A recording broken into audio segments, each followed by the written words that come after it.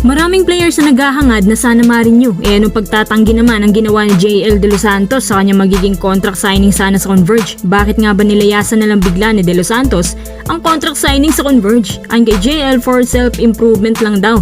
Pero ang totoo, mukhang nababagot na rin daw si JL kakahintay kung kailan siya gagamitin ng mahaba-habang minuto. 2 seasons din kasi siyang ginawang pang-backup lang ng Converge.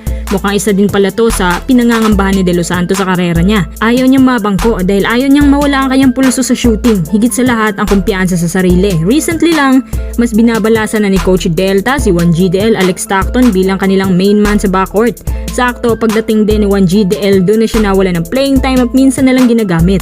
Base sa mga ginagawa ng Converge, yung iba sa kanila dyan ginawang trade asset or sinasama sa trade package. Kapag na-trade, napunta sa mga mababang team, mas mawawalan sila ng moral. Kung ako naman yung player, ayaw ko rin mangyayari ang bagay niyan. Nilinaw naman din ang Converge na plano daw talaga nila na ipag-sign si De Los Santos sana ngayong buwan na kahit 1 taon lang. Pero sa labas may offer sa kanyang isang MPBL team plus partnership din mula sa Sports Plus.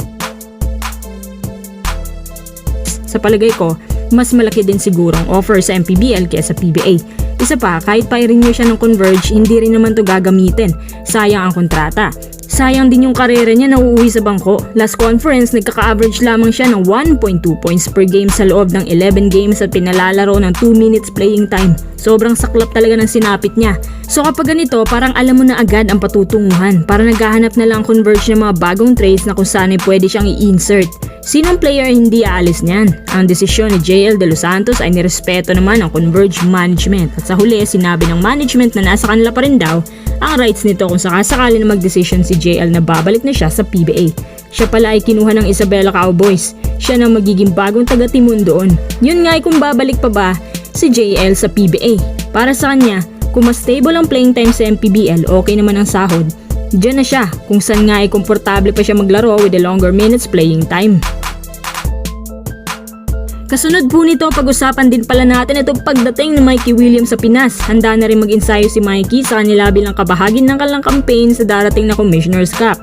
Parang hindi pa rin makapaniwala ang mga tao na makakapaglaro na rin sa wakas si Mikey at ito raw ang kaibahan sa isang player na hindi na silent ban kaysa kay Greg na mas unang binigyan ng offer ng Titan pero hindi nga lang magawang makapaglaro. Huling nakitang naglaro si Mikey sa SGA at kitang-kita ng lahat kung anong kaya niyang gawin sa isang team. Huli siyang nagkaka-average ng 16 points per game sa nasabing team. Ang Converge ngayon ang pinaka-exciting team dahil sa kanilang roster na puno ng veterano at young guns na puro calibrated.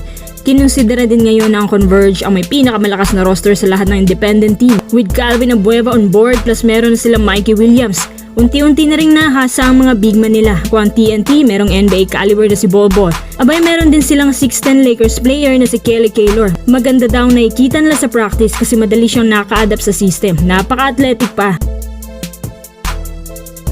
Maganda ang kombinasyon at balanse lahat ng pinagsama-samang top players na parang nanonood ng laban ng SGA or Zamboanga Valientes sa PBA. Handang-handa ng Converge sobrang palag na ng kanilang lineup.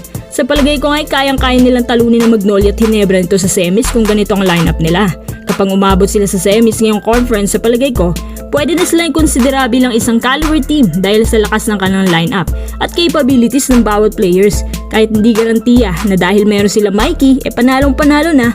Pero natitiyak ako na mas tataas ang standings nila at mas magiging malayo-layo ng maaabot nila ngayon. Ano sa palagay niyo mga quiz?